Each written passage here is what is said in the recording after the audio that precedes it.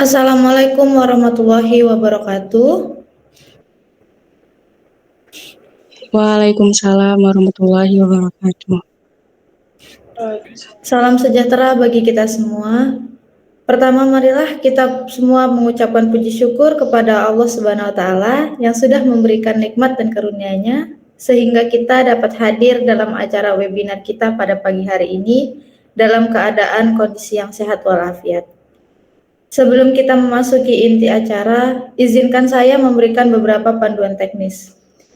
Dimohon kepada para peserta untuk menyalakan kamera dan dimohon untuk menonaktifkan mikrofon selama presentasi berlangsung untuk menghindari gangguan.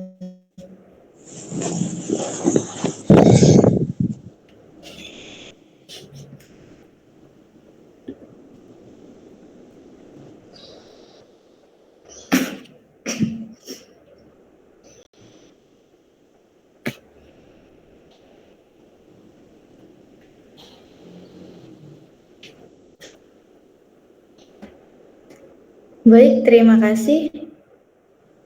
Pertama, yang terhormat Bapak dosen pengampu kita, Bapak Asosiat Profesor Dr. Harun Mukhtar Eskom Mkom. Yang terhormat Bapak Ferry Dwi Setiawan STMTS selaku pembicara pada webinar ini, serta segenap hadirin dan mahasiswa yang berbahagia. Hadirin sekalian, perkenalkan saya Olivia sebagai pembawa acara di seminar pada pagi hari ini dengan tema webinar kita yaitu Pemuda dan Artificial Intelligence Membangun Masa Depan Teknologi Berbasis Etika. Baiklah, marilah kita sama-sama mengucapkan Bismillahirrahmanirrahim untuk membuka acara pada pagi hari ini. Bismillahirrahmanirrahim. Semoga acara kita pada pagi hari ini dapat berjalan dengan lancar dan diberikan kemudahan oleh Allah Subhanahu wa taala. Baik, acara selanjutnya yaitu menyanyikan lagu Indonesia Raya dan Mars Muhammadiyah.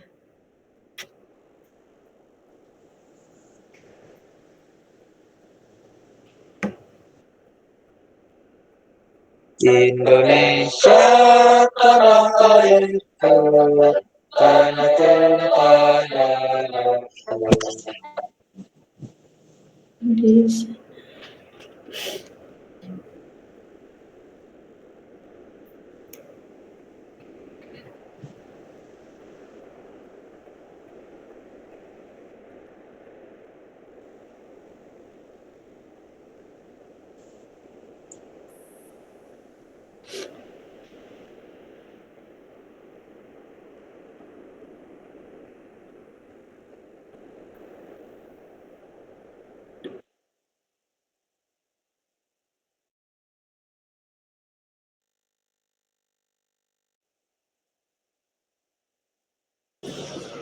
Dimohon untuk kepada para hadirin untuk bernyanyi bersama-sama.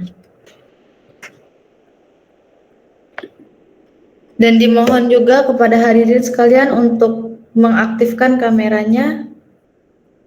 Terima kasih.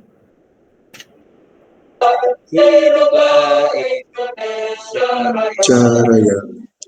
Indonesia Raya merdeka,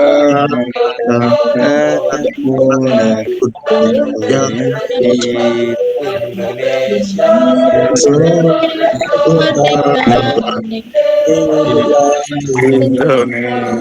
Raya.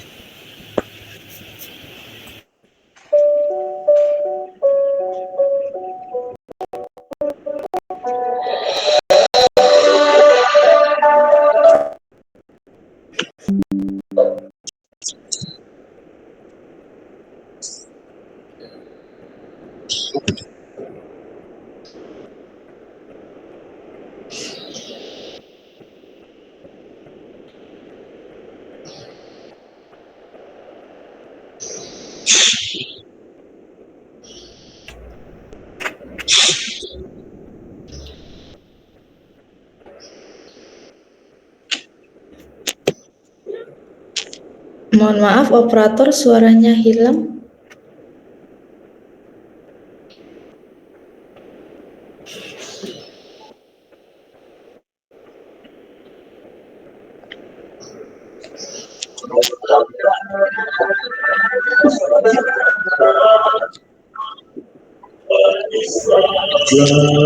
agama Muhammadiyah gerak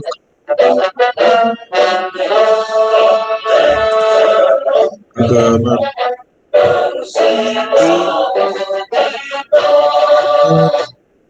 membuka kaum muslim tinggalkan lihat matahari telah tinggi di ufuk berat di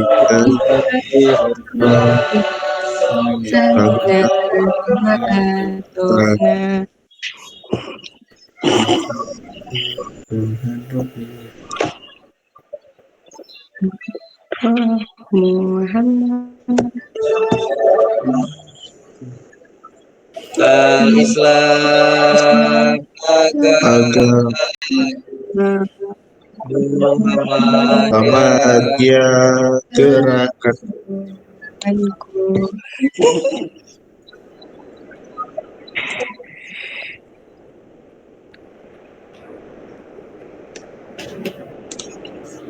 Oh, kirain. Baik, terima kasih kepada para hadirin sekalian.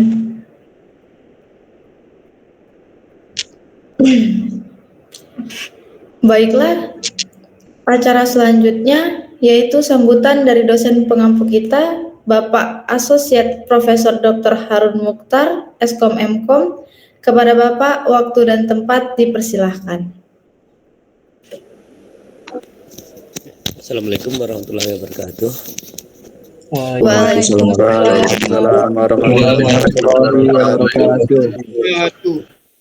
Alhamdulillahirabbil alamin. Raditu billahi wa bil Islam dina wa bi Muhammadin nabiyya wa rasulah. Asyhadu an la ilaha illallah wa asyhadu anna Muhammadan abduhu wa rasuluh. Allahumma shalli ala Muhammad wa ala ali Muhammad. Puji syukur kita sampaikan kepada Allah Subhanahu wa taala atas segala nikmatnya sehingga kita bisa melaksanakan acara hari ini, webinar nasional yang diselenggarakan oleh mahasiswa dari program studi teknik informatika yang hari ini mengusung tema pemuda dan artificial intelligence, membangun masa depan teknologi berbasis etika. Salawat dan salam kita sampaikan kepada Nabi Muhammad Rasulullah Sallallahu Alaihi Wasallam atas segala pengajarannya sehingga kita bisa bertemu di sini sehingga kita dengan dan menikmati alam yang penuh dengan teknologi. Allahumma sholli ala Muhammad wa ala ali Muhammad. Yang saya hormati Pak Peri Dwi Setiawan. Terima kasih Pak Peri sudah ikut bergabung di acara ini, Pak Peri. Oh iya Pak, terima kasih kembali Pak. Ya, ini kita sengaja buat acara untuk mahasiswa ini Pak supaya mendapatkan satu soft skill di mana ini menjadi luaran perkuliahan sehingga mereka mampu untuk menyelenggarakan suatu aktivitas yang berskala nasional. Sebagai bentuk kita baru mau mulai untuk kurikulum OB Pak. Jadi UMRI ini saat ini masih kurikulum 2017 kemarin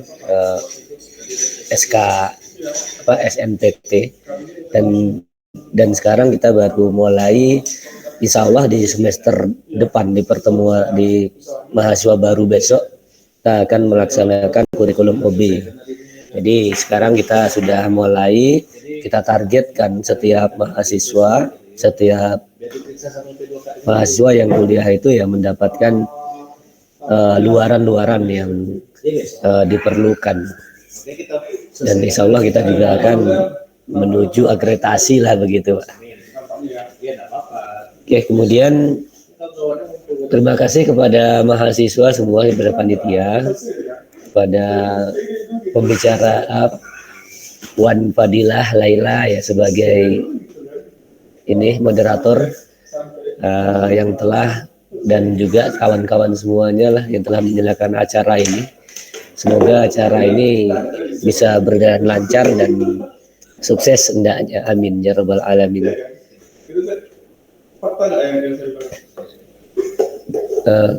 Untuk selanjutnya mungkin itu saja. Selanjutnya nanti biar Pak Ferry yang menyampaikan banyak hal mungkin yang perlu diinikan Pak Ferry. Mohon maaf, mohon minta bimbingan anak-anak Pak Ferry. Siapa? Oke, terima kasih.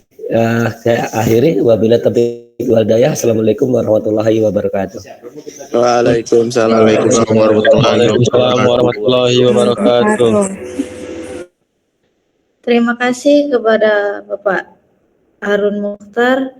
Baiklah hadirin sekalian, sampailah kita pada acara inti kita, yaitu pemaparan materi webinar kita, sekaligus diskusi dan tanya jawab yang akan dipandu oleh moderator kepada Wan Fadilatul Laila. Waktu dan tempat dipersilakan. Baik, terima kasih kepada Olivia selaku Master of Ceremony. Izin Pak Harun dan Pak Ferry membuka kembali. Bismillahirrahmanirrahim. Assalamualaikum warahmatullahi wabarakatuh. Waalaikumsalam warahmatullahi wabarakatuh. Selamat pagi dan salam sejahtera untuk kita semua. Halo teman-teman peserta webinar, gimana nih kabarnya? Semoga teman-teman dalam keadaan sehat dan semangat terus ya. Saya ucapkan selamat datang di acara seminar nasional dengan tema Membangun Masa Depan Teknologi Berbasis Etika dengan saya Laila sebagai moderator yang akan membantu teman-teman semua di sesi diskusi kita pada pagi hari ini. Baik. Teman-teman, kita tahu banget nih AI atau Artificial Intelligence sekarang lagi nge-hype banget ya. Dari hal simple kayak ngerekomendasiin lagu sampai atasi masalah besar. Tapi kita sebagai generasi muda juga punya tanggung jawab nih lebih gimana sih caranya kita bikin teknologi ini gak cuma keren, tapi juga bermanfaat dan tetap berpegang pada etika.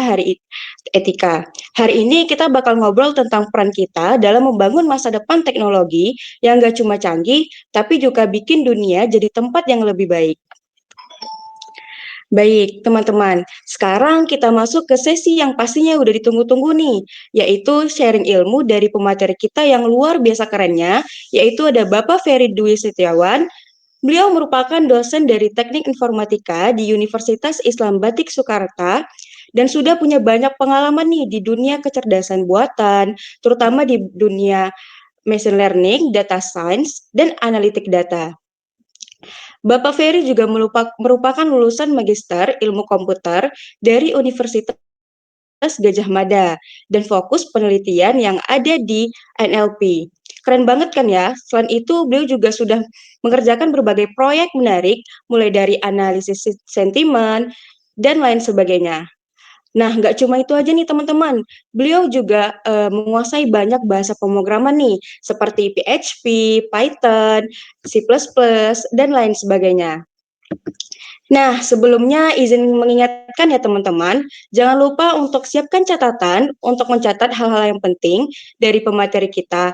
Karena setelah materi ini nanti akan ada sesi tanya jawab nih. Langsung aja ya. Kita dengarkan dan simak materi Membangun Masa Depan Teknologi Berbasis Etika yang akan disampaikan oleh Bapak Ferry Dwi Setiawan STMCS. Kepada Bapak, dipersilakan. Oke, terima kasih Kak Fadila ya yang sudah memberikan kesempatan saya pada pagi hari yang luar biasa. Saya buka Bismillahirrahmanirrahim. Assalamualaikum warahmatullahi wabarakatuh. Waalaikumsalam warahmatullahi wabarakatuh. Alhamdulillahirabbil alamin. Wassalatu wassalamu ala asrofil anbiya'i wal mursalin wa ala alihi washabihi wa rasulillah jama'in. Amma ba'du. Yang pertama-tama saya hormati di sini sebagai Pak Asisten Profesor Dr. Harun Mukhtar Eskom Mkom selaku dosen pembimbing ya pada kesempatan hari ini. Terima kasih banyak Pak udah memberikan kesempatan kepada saya untuk kita transfer knowledge dan sharing pengalaman terkait dengan bidang AI gitu kan, yang sebenarnya pembahasan pada AI ini sangat tepat sekali karena 10 tahun sampai 20 tahun ke depan ini akan menjadi bidang yang sangat diminati karena kalau kita berbicara tentang IT atau artificial intelligence, kita bisa masuk ke berbagai bidang ya begitu. Dan alhamdulillah pada hari ini kita semua diberikan kesehatan oleh Allah Subhanahu wa taala yang pagi yang cerah ini di tahun yang 2025 ini ya. Di mana Waduh, saya wah ya, keren banget nih penjelasan. ya, halo, oke, terima kasih. Saya meyakini mungkin yang di tahun 2024 itu ada resolusi-resolusi yang belum tercapai. Nah, kita sama-sama lah komitmen di tahun 2025 ini kita semakin konsisten ya dan semakin maksimal gitu kan. Baik di kita menyelesaikan studi, lagi belajar apapun begitu. Dan salawat serta salam kita ucapkan kepada Nabi besar Muhammad SAW dan ucapkan Allahumma sholli ala Muhammad wa ala ali Muhammad, karena beliaulah suri tauladan kita ya, karena dengan dilahirkanlah seorang Nabi Muhammad maka posisi-posisi tentang ilmu pengetahuan berkembang dalam khususnya di bidang ilmu pengetahuan gitu kan banyak ya ilmuwan-ilmuwan muslim lahir banyak menciptakan, salah satunya itu algoritma begitu. Nah, saya juga tadi nggak salah saya ada, kalau masih ada ya, ini ada Pak Boy nih, teman S1 saya, satu kelas begitu. Jadi saya itu S1-nya di UIN ya, di UIN Suska Riau, jurusan informatika.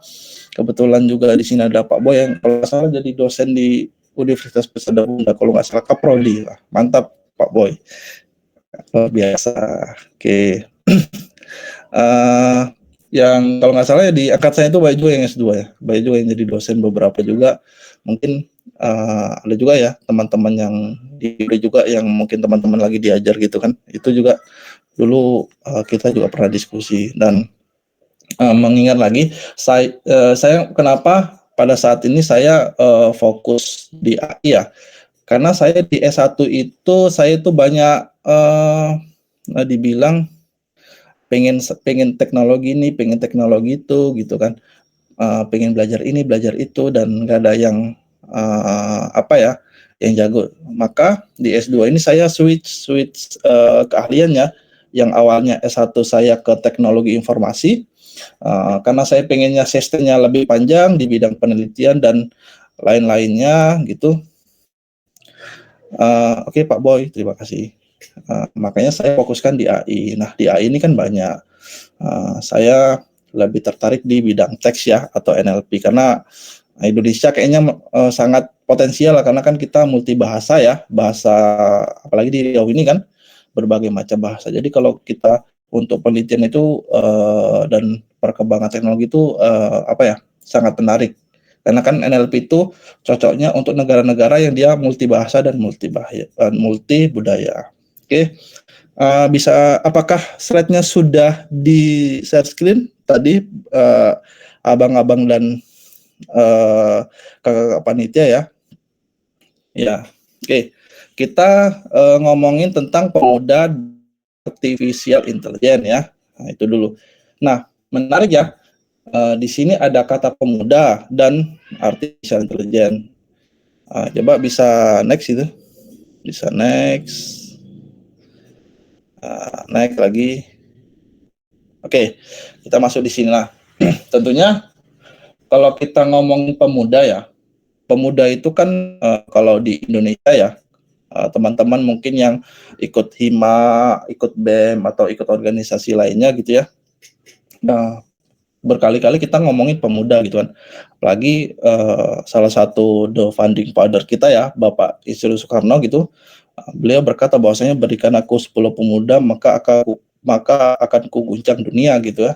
Ya, karena pemuda itu adalah secara psikologi dan fisik kan masih kuat ya, secara fisik dan mentalnya gitu kan. Jadi mereka dengan sedikit orang pun bisa menggerakkan banyak orang. Banyak-banyak sejarah juga kan, kalau di Indonesia ini kan yang digerakkan hanya beberapa ya pemuda begitu. Apalagi sekarang ini ya, Indonesia itu lagi di fase bonus demografi gitu ya. Itu juga menjadi tantangan kita juga gitu kan. Kalau orang Indonesia ini kita nggak konsen di isu-isu kepemudaan, bonus demografi, kita nanti kayak negara Afrika gitu kan. Negara Afrika yang bisa dibilang lebih maju kita lah kalau dibandingkan dengan negara Afrika kan. Ya dimaksud dengan bonus demografi itu ya usia produktifnya itu lebih banyak. Kalau nggak salah ya data terakhir itu sekitar 55% lah, itu bayangkan. Apalagi misalnya gini, isu-isu politik kita bergeser ke misalnya di sekarang politik, sosial dan lainnya itu kan pemuda itu kan banyak dijadikan kita dimasukkan gitu kan, misalnya Gen Z suaranya berapa gitu kan. Sekarang kan 40%-an ya gitu kan. Jadi sangat menarik ini ya. Apalagi Indonesia emas ya 2045. Nah, ini Indonesia emas atau Indonesia cemas ya, gitu. Makanya kita harus mempersiapkan gitu kan seperti ini. Nah, kita ngomongin tentang artificial intelligence ya. Ini artificial intelligence itu sebenarnya sudah lama sekali, tapi baru-baru bisa dibilang hype atau banyak industri-industri sekarang menggunakan artificial intelligence. Kalau saya lihat ya, itu baru kalau 2019 itu udah mulai lah itu. Sebelumnya kita kan berbasis teknologi begitu ya, seperti itu. Nah, kemudian apa sih peran pemuda gitu kan dalam hal teknologi ya? Tentunya sebagai inovator ya atau penggerak di dalam teknologi ya, atau inovasi yang lainnya. Apalagi Muhammadiyah ya. Muhammadiyah itu adalah organisasi modern Islam terbesar di dunia ya. Itu bisa dicek teman-teman. Sekarang udah nggak kita ngomongin lagi, kalau teman-teman belajar ke Muhammadiyah itu udah nggak ngomongin lagi kita TBC ya, Tahayul Bidia Khurafat, tapi sekarang udah ngomongin internasionalisasi gerakan ya. Ada kata-kata berkemajuan. Kalau kawan-kawan coba untuk kita berpikir lagi apa sih berkemajuan itu, yaitu dia inovasi ya. Makanya kampus-kampus Muhammadiyah itu kan selalu berinovasi, nggak kalah dengan kampus-kampus yang lainnya gitu kan. Bahkan di beberapa daerah di Pulau Jawa, bahkan di daerah timur itu kampus Muhammadiyah itu menjadi salah satu barometer gitu. Maka kita harus bangga. Apalagi Umri baru berapa tahun gitu kan, karena paling strategis gitu kan. Mungkin saya prediksi 5-10 tahun lagi mungkin Umri ini menjadi pilihan utama daripada masuk kampus-kampus sebelah begitu kan. Itulah makanya semangat membangun dan istilahnya berfastabiqul khair ya. Kemudian tentunya dalam Muhammadiyah ini ya, itu pemuda itu sangat digaungkan ya, karena dengan semangat pemuda maka akan menggerakkan sebuah roda organisasi tentunya pada bidang teknologi. Seperti itu ya. Muhammadiyah tidak anti dengan kemajuan, makanya harus dengan teknologi. Kemudian tentunya kita sebagai pemimpin masa depan, pemuda itu ya. Oke, next hasil. Oke, ini dia. Kita ngomongin pemuda ya. Kita ngomongin apa sih kontribusi pemuda. Sebenarnya sih kalau dalam kita lihat undang-undang, kita lihat apa itu ya, pemuda itu umurnya ada yang 25, ada yang 30, tapi kita sepakati aja lah. Dari beberapa organisasi kan masih bisa dikatakan pemuda itu kan 40 tahun ke bawah ya, 40 tahun ke bawah. Kayak misalnya pemuda-pemuda itu kan bisa dikatakan pemuda kan 40 tahun ya maksimal. Kalau lebih dari itu kan udah nggak masuk gitu kan, seperti itu. Nah, ini misalnya yang baru-baru aja nih, misal penemu OpenAI. Siapa di sini yang asing dengan OpenAI? Pasti nggak ada kan? Semua kita menggunakan AI, pakai ChatGPT semua, apa-apa pakai ChatGPT gitu. Nah, ini dia penemunya. Itu umurnya 37 tahun. Kemudian penemu Facebook nih, sang penguasa semuanya, Facebook iya, Instagram iya, WhatsApp iya, semuanya mau diakuisisi dia ya, Mark Zuckerberg ya. Itu usianya itu ya sangat muda ya, 19 tahun gitu kan. Mudah sekali gitu. Nah, kemudian Steve Jobs juga, itu yang paling visioner kan, kalau teman-teman pernah lihat filmnya kan, film dokumenternya ya, bagaimana beliau membangun sebuah produk ya, begitu. Itu juga usia sangat muda. Kemudian Nadiem Makarim, kemudian William Tanuwijaya itu yang penemu Tokopedia, dan yang ini yang terakhir ya, yang lagi pernah yang rencananya mau invest ya di Indonesia, Nvidia ya. Kan sekarang zamannya big data ya. Kita ngomongin big data ya, ini dia salah satu penemu pencetusnya. Kita bilang pencetus ya, bukan penemu, karena kan orang ini pasti banyak ya begitu. Nah, kenapa sih yang pada slide ini kok mereka bisa menemukan itu? Tentunya mereka belajar, kemudian mengeksplor, adaptasi begitu, dan berdiskusi gitu kan, dan circle juga. Selama saya belajar dan teman-teman, ternyata circle itu mempengaruhi pola pikir kita ya, seperti itu. Jadi teman-teman kalau ingin melakukan sebuah inovasi, cari teman kira-kira satu frekuensi gitu kan, dan menciptakan sebuah inovasi. Sekarang kan zaman sekarang kan mahasiswa kan, kalau kita ada keinginan pengen menciptakan inovasi kan, pemerintah kan sangat mendukung ya.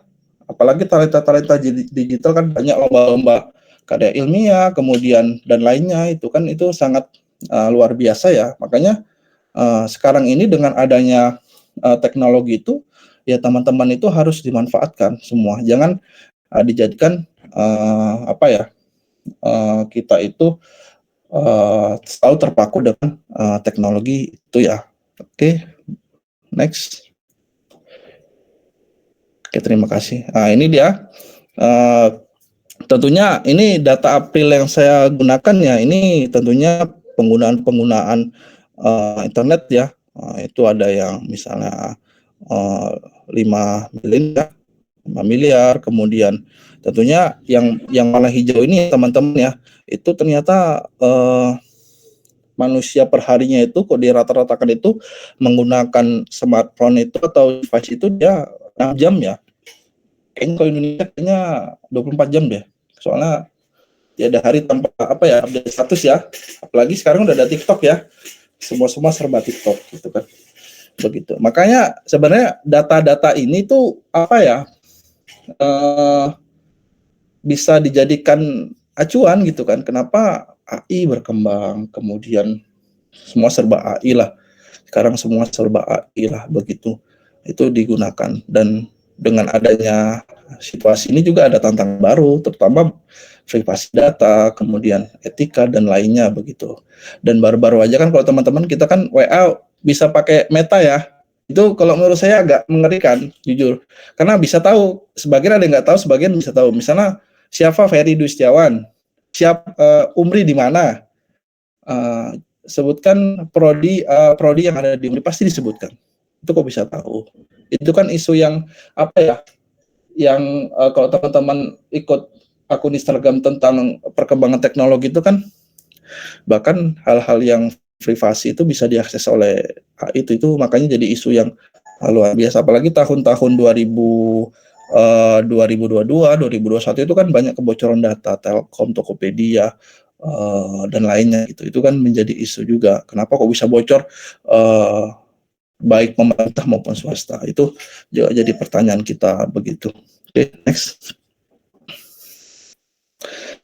Nah, tentunya tantangan teknologi saat ini ya, perkembangan ya, kan sekarang ini kan lagi industri 4.0 ya. Apalagi sekarang udah ada isu lagi tentang industri 5.0 ya. Itu industri 5.0 itu manusia dan teknologi itu udah berdamai. Makanya di rumah ada smart home, kemudian ada smart TV, apalagi ada IoT ya atau Internet of Things. Bahkan petani itu sekarang nyemprot atau apa nyiram itu pakai drone semua kayak gitu. Itu juga sekarang lagi menarik ya IoT ya. Atau kalau istilahnya sistem tertanam ya, sistem embedded itu juga menarik. Apalagi Riau ya. Riau itu misalnya buat drone atau apa cek titik api nih. Di mana sih kebakarannya itu kan bisa di scanning pakai drone gitu kan. Terus yang menarik juga di Riau ini kan ternyata gambut terdalam di dunia itu kan di apa ya di Riau ya, tepatnya di Siak Kecil lah kalau nggak salah. Saya pernah diskusi sama teman-teman kan, itu juga menarik juga untuk diteliti kan, pakai drone kan ya untuk masa scanning sebuah tanah itu ya, kayak gitu. Yang digunakan tol-tol sekarang itu kan udah teknologi semua gitu kan, udah bisa mensimulasikan sebuah tanah ya, itu juga AI gitu kan. Makanya menarik AI ini, saya makin semangat gitu kan. Berarti pilihan saya switch dari teknologi informasi ke berarti tepat gitu kan. Nah, salah satunya itu tentang keamanan dan privasi data. Nih, ini juga menjadi isu yang menarik. Apalagi ada scam gitu kan. Sekarang juga banyak penipuan-penipuan, kemudian ada link-link yang tidak jelas, kemudian bahkan saya waktu di Solo itu di mall itu ya ada orang-orang nawarin kartu kredit ya, misalnya dari bank tertentu gitu. Tapi login pakai HP mereka, diminta kode OTP. Itu kan kode OTP itu kan sifatnya pribadi ya, nggak boleh tuh. Pokoknya setiap user itu jangan sampai dikasih ke yang lain, itu bahaya. Saya aja hampir terkecoh tuh karena ini OTP nggak bisa nih, saya stop gitu. Begitu, karena OTP itu kan sifatnya personal, privasi data. Kayaknya sekarang nomor HP kita, data-data kita udah diapain semua ya, udah dijual-jual ke deep web. Makanya udah nggak ada lagi kita data-data kita. Apalagi kita udah ngomongin tentang Google ya. Google itu kan ada satu kasus, ada satu kita pengen mengakses aplikasi tertentu kan, kadang kita hidupkan GPS kan. Nah itu juga bahaya tuh teman-teman kan, GPS. Ini teman-teman kan setiap smartphone-nya kan ada GPS-nya kan, itu Google tahu tuh. Si Pak Peri sekarang ini lagi di Kampar nih, di Kuah nih. Oh nggak di Solo nih, ngapain dia? Begitu, dicek dari historinya. Kan begitu sekarang. Kemudian kesenjangan digital. Nah ini juga kita problem di Indonesia ya. Apalagi kita negara kepulauan. Gak usah ngomongin apalah, di Riau aja lah, kira-kira akses internetnya udah merata apa belum? Gitu. Itu kan bagian dari hak kita ya, manusia ya. Karena kan manusia sekarang butuh informasi gitu kan. Karena sekarang informasi itu sangat berharga begitu. Di tempat saya aja di Rokan Hilir, di tepatnya di Desa Hato ya, jaringannya susah gitu kan. Dan hanya Telkomsel, jaringan yang lain nggak bisa begitu. Ini aja kayaknya di Kuah aja di sebagian, di Kampar aja nggak semuanya. Itu juga jadi isu juga. Apalagi pemerintah sekarang kan pengen tuh pemerataan akses internet kan, itu juga bagus. Kemudian hoax. Nah ini juga kita ini sebagai akademisi, sebagai agen of change ya, agen perubahan dan kontrol dan lain halnya gitu ya. Nah ini juga kita harus pandai-pandai mengontrol hoax ya. Apalagi sekarang teknologi informasi, kemudian Instagram, TikTok itu kan kita informasi itu kan apa ya, terlalu cepat begitu kan. Saya meyakini teman-teman kayaknya informasi misalnya kejadian tabrakan yang habis pulang dugem yang di Jalan Hang Tuah itu kan langsung update ya begitu. Itu heboh tuh di internet tuh di sosial media gitu kan. Apalagi beda generasi ya, misalnya milenial lebih ke Instagram, Gen Z lebih ke TikTok, itu kan lebih cepat ya. Maka dari situ kita harus pandai-pandai memfilter sebuah informasi mana yang bisa kita ambil gitu Pak. Begitu, makanya harus dikontrol juga diri kita. Dan biasanya lah etika penggunaan AI gitu. Ini juga mengaruh sama mental health. Kan sekarang banyak ya, mental health itu kan mengaruh juga.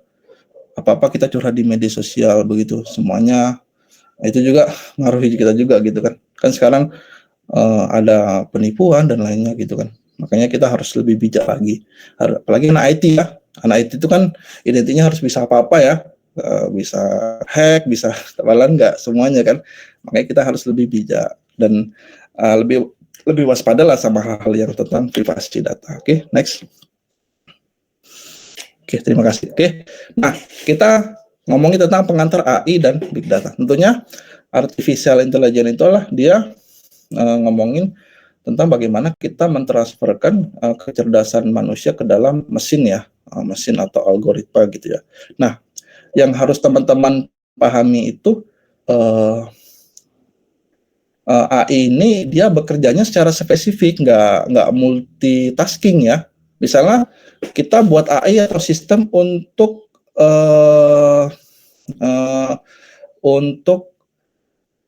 cek atau seleksi beasiswa nih, kan sekarang KIP misalnya di Umri gitu kan, itu kan cuma spesifik bisa itu aja gitu kan.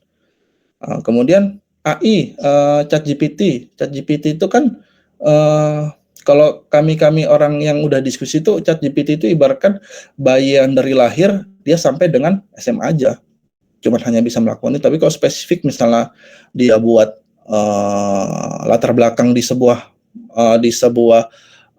paragraf atau kita buat paper itu yang ada bisa referensi ya jurnal internasional itu kan nggak bisa, kadang nggak sesuai juga gitu kan ChatGPT. Apalagi yang sekarang kan itu kan yang kita pakai free itu kan yang jadul ya, udah yang nggak terbaru ya begitu. Nah, jadi AI itu sederhananya gimana sih? AI itu ibaratkan kita itu sebagai anak bayi ya, kita diajari sesuatu hal.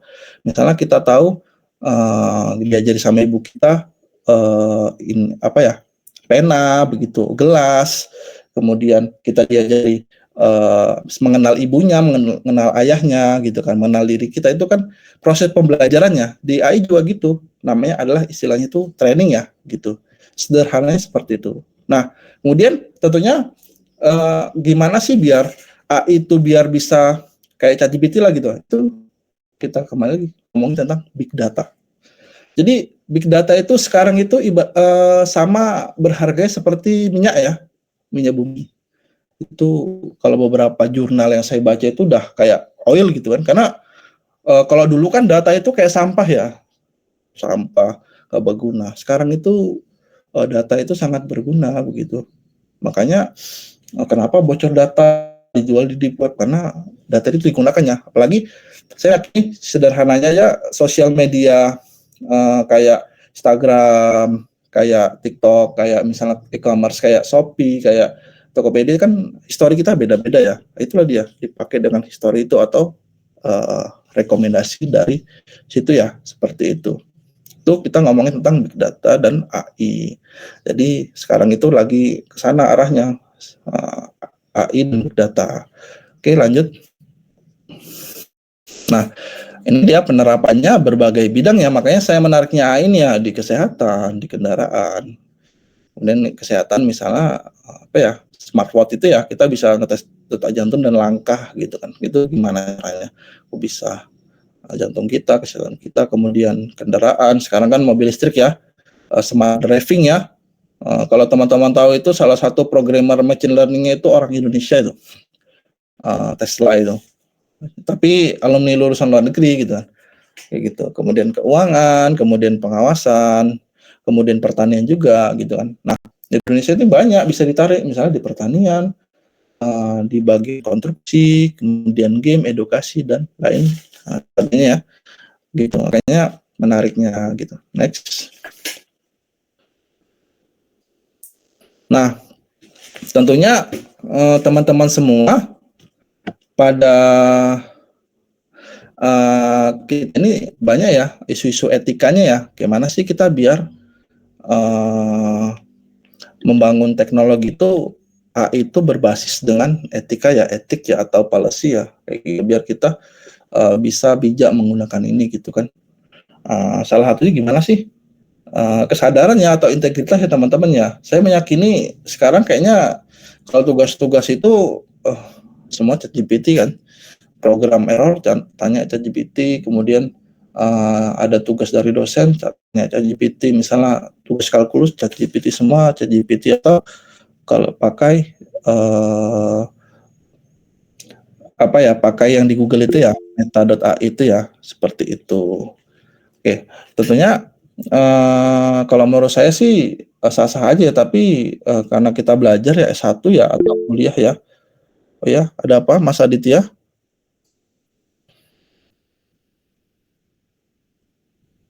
Apakah sudah selesai waktunya? Lanjut. Belum, Oke, Pak. terima kasih. Belum, Pak.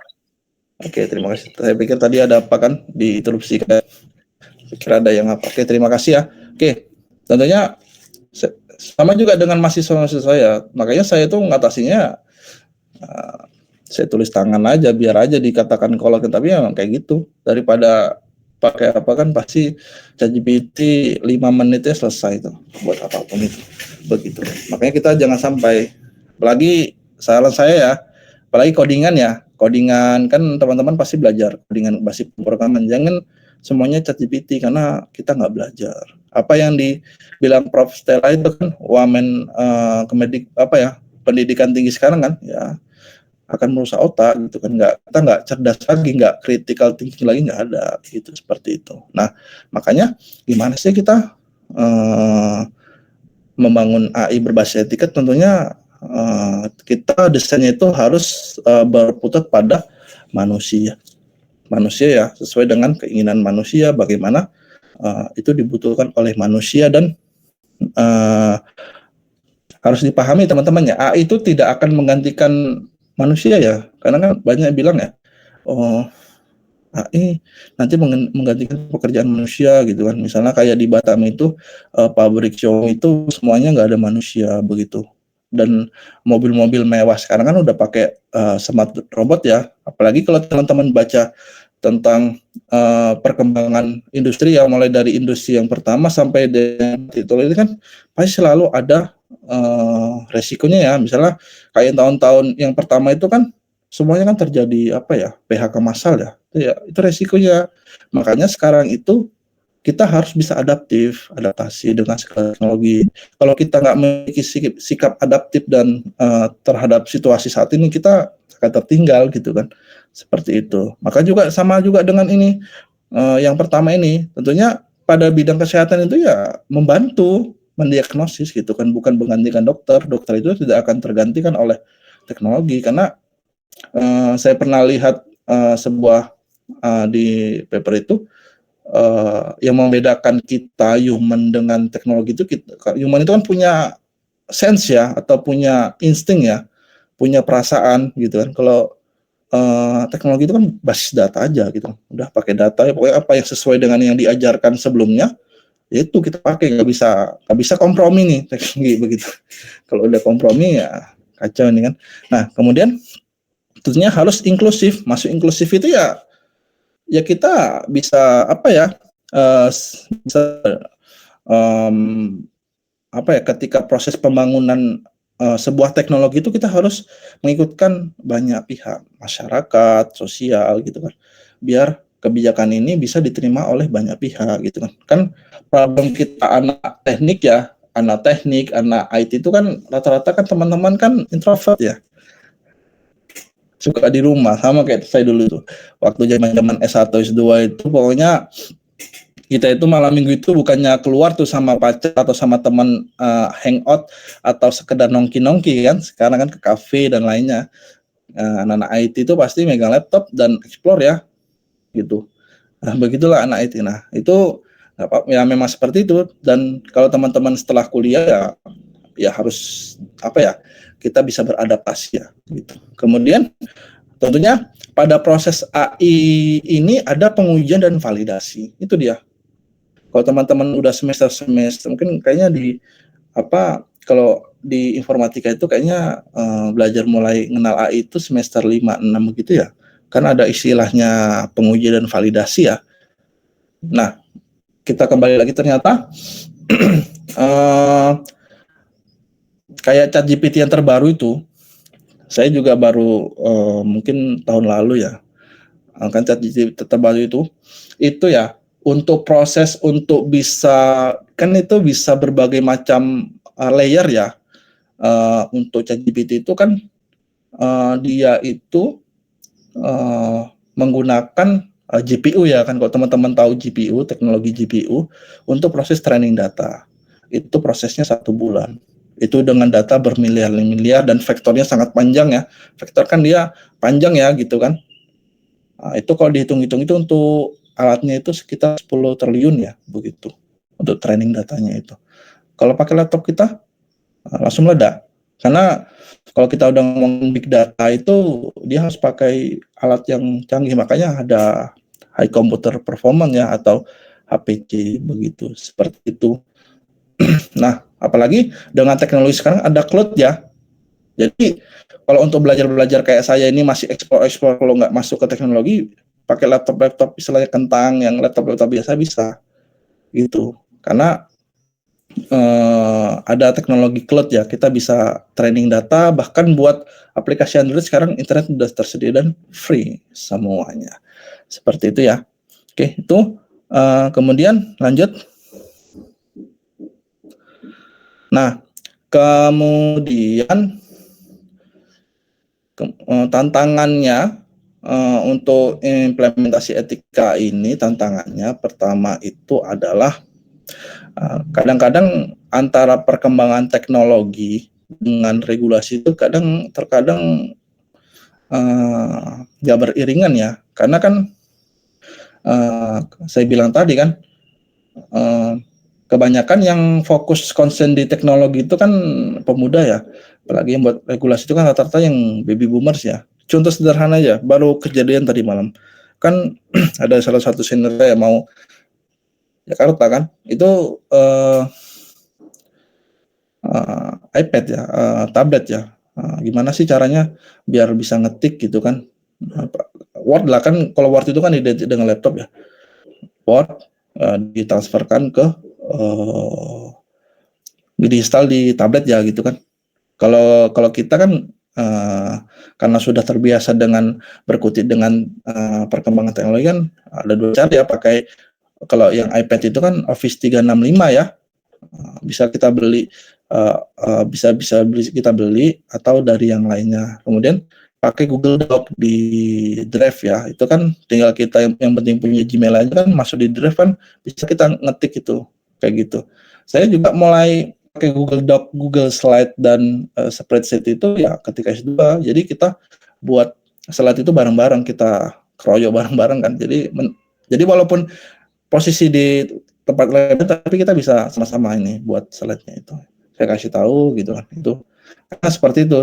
Apalagi kalau teman-teman ingat tuh ketika tahun 2020 yang PPKM ya, itu kan kita semua kaget ya teman-teman ya.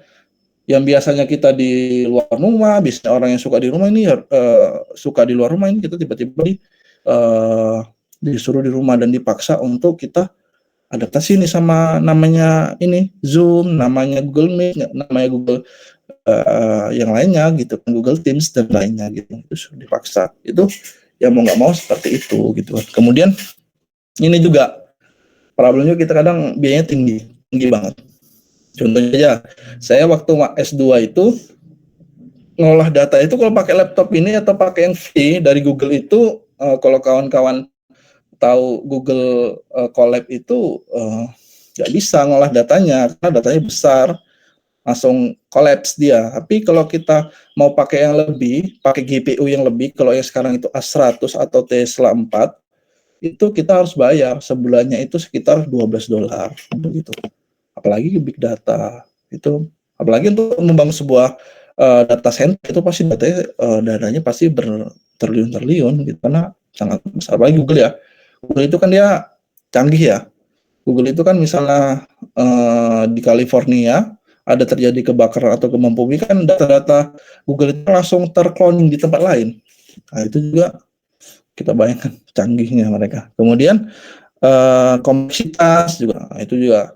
Makanya kan anak-anak itu kita juga harus banyak bisa hal ya, karena kompleksitas.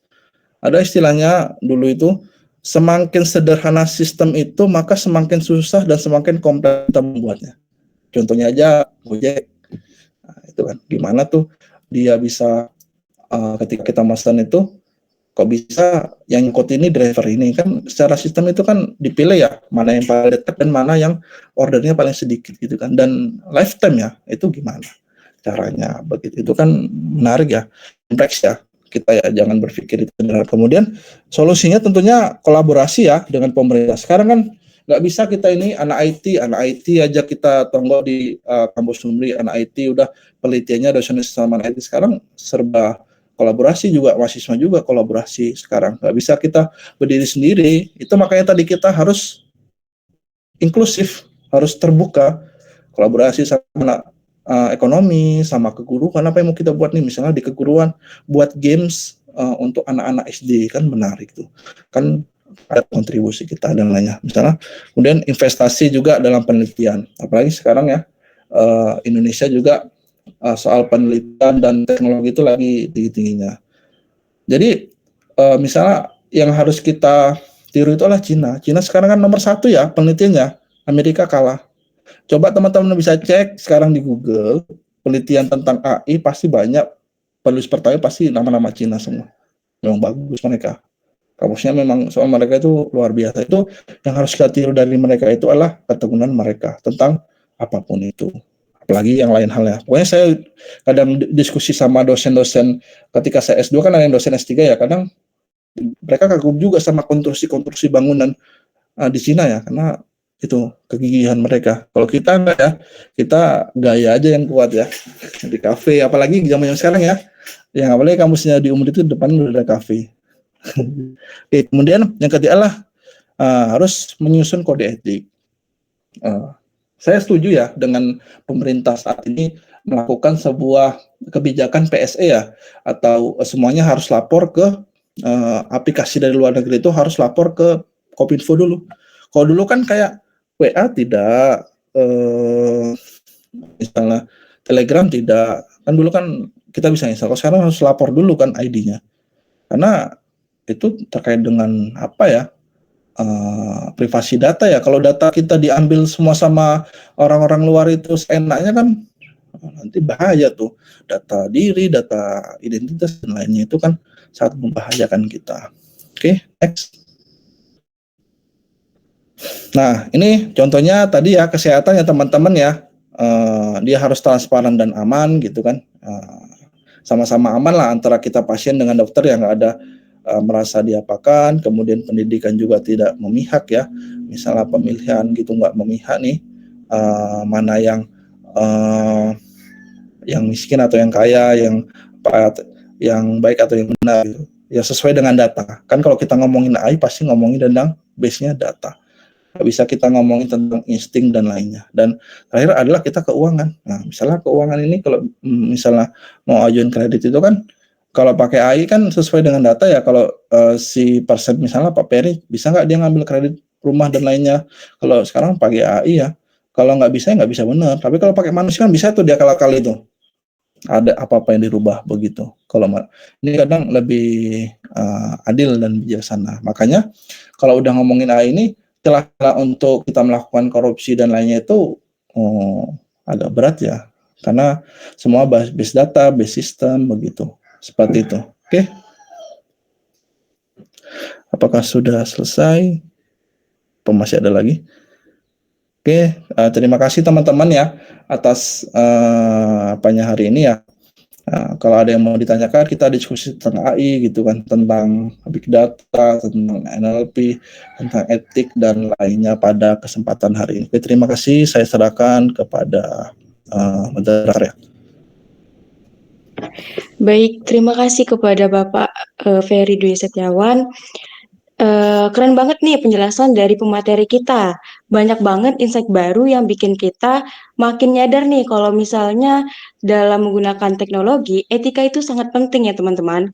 Nah, untuk teman-teman yang ingin bertanya, boleh silakan raise hand dan on kamera. Dan juga perkenalkan nama dan juga asal kalian ya, supaya kita bisa saling mengenal nih. Apakah ada pertanyaan dari teman-teman?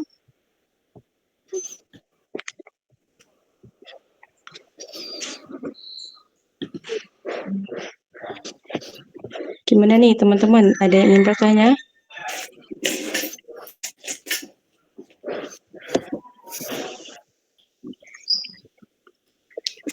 Hmm. Baik, kalau belum ada dari teman-teman, kalau dari saya sendiri itu boleh bertanya nggak ya Pak? Oh, silakan. Oke, nah kita kan tadi juga membahas tentang AI ya kan Pak. Kalau misalnya nih semakin canggih juga AI ini kan juga katanya nih pekerjaan di masa depan itu semakin terancam Pak katanya. Itu gimana sih caranya kita solusi untuk kita gitu Pak, supaya di dunia pekerjaan itu nggak cuma AI aja yang berkuasa gitu Pak. Terima kasih.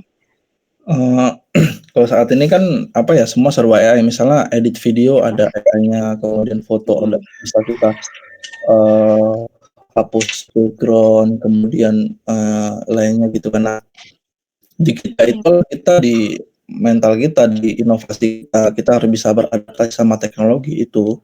Apalagi kita anak IT ya, sepemahaman saya yang membuat unggul atau yang membedakan IT dan lain itu kita kemampuan kita beradaptasi. Contohnya aja misalnya kayak di software engineer, PHP itu kan ada Laravel. Laravel itu kan tiap saat berubah, kemudian bahasa pemrograman lain. Kadang kita kerja di tempat perusahaan, kita suruh belajar ini dalam waktu singkat.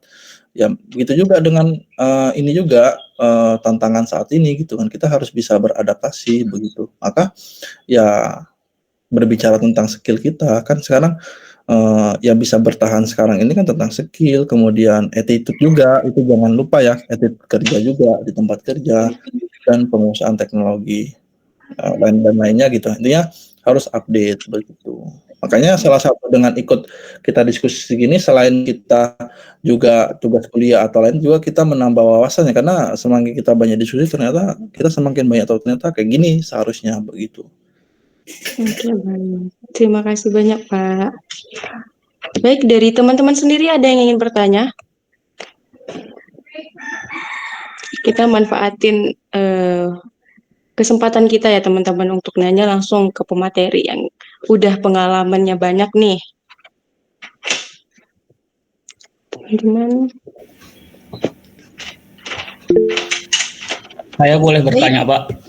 Dari Almas, silakan sebutkan. Almas. Boleh sebutkan nama dan asalnya. Saya Muhammad Almas Albiramid dari Pekanbaru. Izin bertanya, Pak. Kan sekarang kan, Pak, konten kreator itu sebagian itu banyak yang menggunakan AI nih. Nah, tapi ada nggak semua konten kreator nih menggunakan AI-nya untuk hal bagus. Kadang membuatkan berita hoax yang betul-betul hampir mirip dengan seperti aslinya itu, Pak. Nah, cara untuk mengetahuinya untuk orang awam nih, Pak, kan kita kan nih basicnya dari teknik informatika nih, Pak. Jadi kita mungkin paham lah AI itu perbedaannya kayak mana dengan yang aslinya. Nah, untuk orang awam kadang-kadang tuh membedakan AI itu susah itu, Pak. Jadi bagaimana solusi untuk membedakan AI yang betul-betul biar agar orang awam itu paham, Pak? Sekian, terima kasih. Yang menarik ini biasanya di grup-grup WA itu ya, grup WA keluarga ya, gitu. Ya, Pak. Nah, gitu. Jadi sebenarnya tugas kita ya, saya juga kan ibu saya itu tamat SD ya, ibu saya itu keluarga saya itu tamat SD. Jadi hal-hal yang kita bicarakan ini kadang kita perlu menjelaskan se-family mungkin ya begitu. Makanya ya tugas kita itu kan untuk menjelaskan ini nggak benar. Apalagi kan misalnya kayak judul itu kan kadang dipakai video artis kan untuk promo, padahal itu pakai AI kan, gitu banyak sekali seperti itu. Maka kita juga tunjukkan biasanya artis-artis itu atau influencer selebgram itu kan mereka pasti klarifikasi kan, yaitu kita kasih ini sebenarnya mereka itu bukan ini gitu kan. Apalagi kayak misalnya ini yang menarik itu kan yang kayak yang di BCA itu kan kita ngomongnya bisa suaranya saudara kita gitu kan, itu juga kita harus bisa meng-cross check gitu kan, seperti itu. Makanya harus banyak mengasih tahu gitu kan. Sering kali itu kadang targetnya orang-orang tua itu kan, kasihan kita kan untuk hal-hal penipuan gini gitu kan, content creator gitu kan. Nah tapi menariknya sekarang itu trennya itu anak-anak muda sekarang itu suka yang otentik gitu kan. Jadi itu juga jadi nilai tambah juga sekarang kayak gitu. Itu mungkin Mas Bang Muhammad Almas gitu. Oh, baik Pak, terima kasih Pak. Baik, dari teman-teman yang lain apa ada pertanyaan? Silakan dari Muhammad Fahri, perkenalkan nama dan asalnya ya. Baik, Fahri dulu. Farhan, maaf. Baik, Assalamualaikum warahmatullahi wabarakatuh. Waalaikumsalam warahmatullahi wabarakatuh. Perkenalkan, nama saya Muhammad Farhan dari Pekanbaru. Di sini saya ingin bertanya kepada Bapak Ferry, di tengah meningkatnya penggunaan AI seperti ChatGPT di kalangan mahasiswa, banyak institusi pendidikan yang khawatir gitu Pak tentang integritas akademik mereka. Namun melarang penggunaan AI ini bukan solusi yang realistis gitu Pak. Jadi pertanyaan saya, bagaimana perspektif Bapak tentang etika yang tepat untuk mengintegrasikan AI dalam sistem pendidikan, khususnya dalam konteks evaluasi pembelajaran dan pengembangan kemampuan berpikir kritis mahasiswa tanpa menciptakan ketergantungan pada AI gitu Pak. Terima kasih. Oke, terima kasih Mas. Kalau saya sih jujur saya kepada mahasiswa saya nggak saya larang ya, tapi saya ngatasinya itu biar mereka belajar. Misalnya ada tugas nih mata kuliah pengantar teknologi informasi, ya udah saya suruh tulis tangan aja, itu kan belajar juga gitu. Dan itu tergantung kesadaran kita ya Mas. Kalau saya sih ChatGPT itu lebih kepada nanya hal-hal yang mungkin nggak bisa kita gimana sih pengen cepatnya gitu kan, seperti itu. Dan sekarang juga semua serba pakai AI ya gitu. Nah itu kan kita konteksnya itu hanya di konten nih Mas, jangan fokus pada hasilnya gitu kan. Misalnya membantu parafrase, kemudian membantu kita membuat sebuah media pembelajaran itu kita baca lagi gitu kan. Makanya jangan ditelan mentah-mentah ChatGPT itu. Gitu. Lebih bagusnya kita AI itu kita juga cross check di media-media atau kadang-kadang di Google itu kan misalnya kita cari tentang apa sih tren teknologi saat ini, mungkin ChatGPT jawabnya sekarang kan itu trennya yang lalu kalau dari media kan ada lagi seperti itu. Nah kita juga sebagai seorang pendidik juga kita nggak bisa melarang juga ya dosen mahasiswa kemudian yang lainnya itu ya kolaborasi aja, komunikasi aja kita. Yang penting kita kasih tahu aja, jangan terlalu berfokus ya sama AI ya. Kita juga harus bisa cari referensi yang lain biar knowledge itu banyak gitu kan. Jangan AI aja. Kan sekarang problemnya itu kan kita itu terlalu fokus sama AI ya, ChatGPT dan lain, kita percaya apa yang dikatakan ChatGPT. Padahal kan ChatGPT kan kalau di teori informatika kan text summarization kan, itu kan data-data yang banyak terus dijadikan kesimpulan seperti itu. Gitu mungkin Bang Farhan gitu ya. Tapi ya kita sih sebagai anak IT jangan kita memposisikan diri sebagai apa ya, sebagai pembuat ya, sebagai penikmat ya, menikmati ChatGPT dan lain-lain AI dan lainnya gitu. Tapi kita bagaimana berpikir kita bisa buat itu kan sekarang udah mulai nih jadi LLM engineer atau large language model itu lagi pelajari itulah, itu sekarang instanti kayaknya membuat itu semua. Kalau dulu kan zaman saya itu apa ya chatbot ya, kan sekarang lebih canggih lagi ya, katanya bisa banyak, itu mikirnya kayak gitu. Sekarang saya lagi ke sana arahnya buat LLM itu, itu kan ChatGPT itu dia, large language model seperti itu. Itu mungkin Bang. Baik, terima kasih Bapak Ferry atas jawabannya. Terima kasih. Mungkin ada satu pertanyaan lagi dari teman-teman.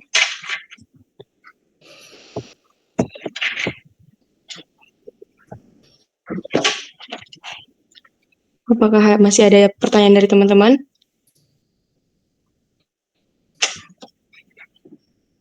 Baik, ada yang mengirim melalui chat ya Pak.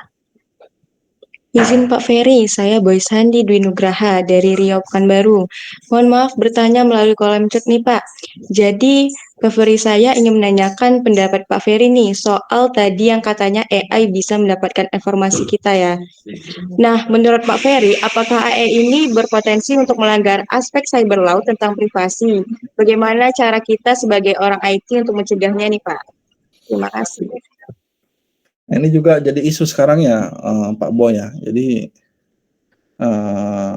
salah satu programmer potensial jadi OpenAI itu lagi apa ya? Nggak tahu sih. Pokoknya tiba-tiba dia membongkar tentang kejahatan dari apa itu dari OpenAI itu langsung meninggal. Nggak tahu sih ya, mungkin memang hasilnya dia. Tapi sebenarnya dari situ kan kayak rahasia-rahasia negara, dokumen-dokumen negara pribadi kita bisa diakses secara cuma-cuma ya, begitu. Nah, sekarang itu lagi pembahasan gimana sih kita sebagai orang IT ya untuk biar data kita aman. Nah, itu juga dari pemerintah juga harus apa ya, kita bekerja sama ya biar data kita itu nggak bisa apa ya, nggak bisa diakses sembarangan oleh orang-orang nggak dikenal gitu. Apalagi sekarang ngomongin tentang cyber apa ya, tentang kerentanan ya, tentang dan lainnya gitu kan. Itu juga lagi diapakan itu Pak Boy ya, lagi dibicarakan itu kan seperti itu. Nah, tapi yang paling mitigasi yang paling sederhana ya, kalau saya pernah ikut diskusi tentang keamanan atau digitalisasi tentang keamanan itu ya, pertama ya tentang itu ya lokasi, kemudian misalnya akun-akun kita dibuat apa ya, kalau kita login harus ada sandinya, itu kan salah satu mitigasi kita biar orang nggak mudah akses dokumen kita. Kemudian nggak semua, misalnya setiap kita install aplikasi atau setiap kita mau akses aplikasi, karena kan mereka minta izin akses kontak dan akses apa ya, akses kontak dan akses gambar ya. Itu kan bahaya, itu juga harus diperhatikan teman-teman. Makanya ketika ada kayak gitu, jangan karena kita apa ya, menggebu-gebu pengen main games dan lain itu, jangan kita langsung oke tapi baca dulu kok kira-kira membahayakan. Jangan, kadang dari situ data kita bisa diakses ya.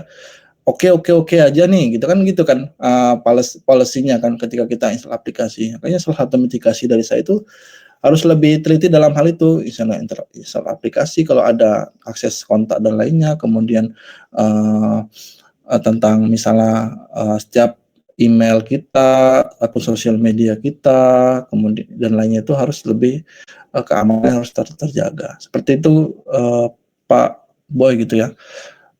Sekarang ini gitu kan. Itu kan apa ya? Kerja-kerja dari juga kita kerjasama dengan pemerintah itu kan masuk di aplikasinya itu. Dan di Amerika itu lagi digugat oleh FBI terkait dengan ini kan apa ya, soal keamanan negara juga. Makanya kan Google ini kan nggak bisa masuk ke Cina sama nggak bisa masuk ke Rusia kan, karena ya bisa mungkin dari satu warganya akses Google atau apa bisa akses rahasia negara. Itu kan terkait begitu-begituan lah tentang geopolitik juga kan, ini kan ngomongin tentang berbagai banyak pihak ya, urusan banyak pihak gitu.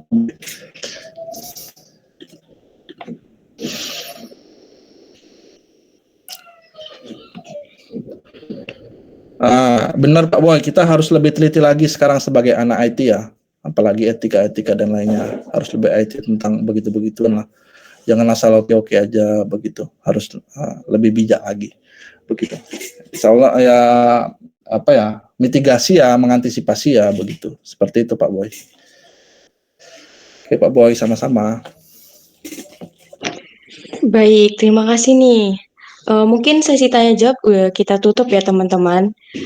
Diskusi kali ini benar-benar bikin kita paham nih kalau misalnya teknologi itu nggak cuma soal inovasi, tapi juga soal kita dalam menggunakannya, teman-teman. Tanggung jawab kita dalam menggunakannya nih. Terima kasih saya ucapkan kepada Bapak Ferry Dwi Setiawan selaku pemateri kita hari ini, dan juga saya ucapkan terima kasih kepada teman-teman selaku peserta webinar kita pada hari ini. Saya Laila sebagai moderator, pamit undur diri. Wassalamualaikum warahmatullahi wabarakatuh. Waalaikumsalam warahmatullahi wabarakatuh. Baik, saya kembalikan kepada Olivia selaku MC.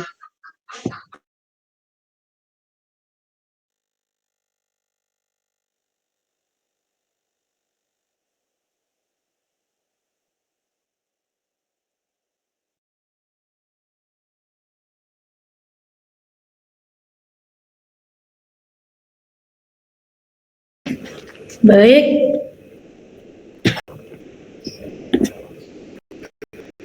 Eh, Terima kasih kepada hadirin sekalian.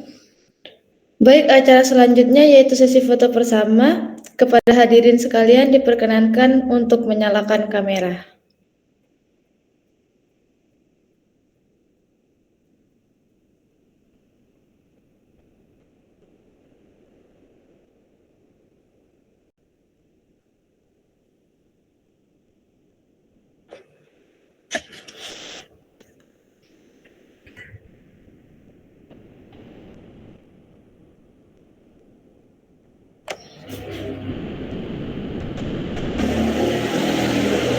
Kepada panitia sesi dokumentasi, boleh diambil fotonya dahulu.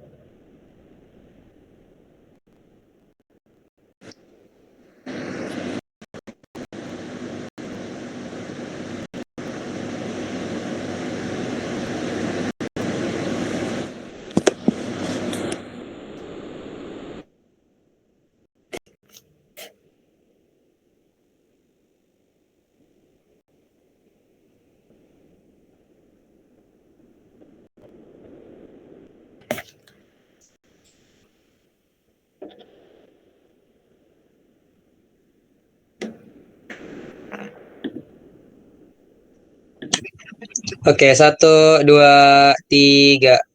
Sekali lagi ya, 1, 2, 3.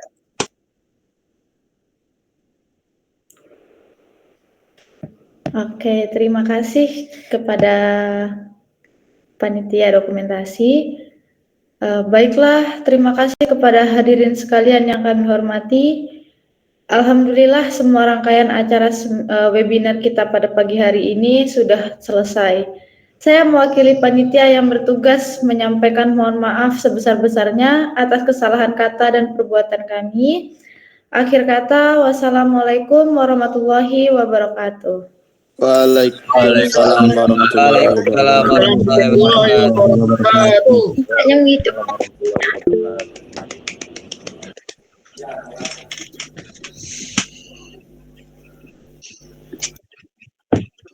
Terima kasih semuanya. Saya izin pamit undur diri ya. Sukses semua. Ya, Pak. Terima kasih, Pak. Terima kasih banyak, Pak. Diingatkan sekali lagi buat yang belum absensi, silahkan absensi melalui link yang sudah di-pin di komen ya. Baik, Bang. Oke, siap.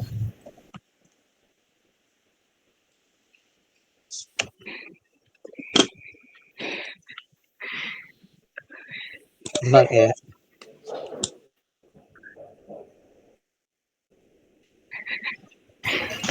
Udah kan? Udah selesai belum? Udah. Oke. Oke, makasih.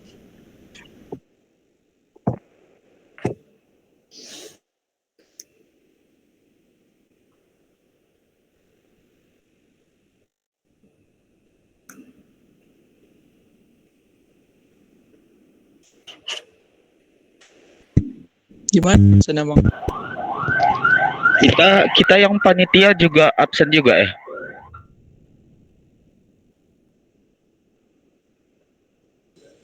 Iya, sekalian aja. Tanya Genta. Enggak, yang list di grup tuh. Sedang nulis di grup aja Kak. Sekalian aja Pak sih. Buat dokumentasi. Kalau untuk peserta yang absen di apa itu yang baru dicantumin tadi itu untuk peserta aja gitu. Soalnya kalau gabung Beda sama kalau misalnya untuk panitia, panitia sama sertifikat anggota beda. iya, maksudnya absensinya kan soalnya kami PDD bersangkutan sama absensi webinar ini kan. Jadi nanti kami bingung mana yang panitia sama peserta. Takutnya tabrakan gitu. Oke, terima kasih.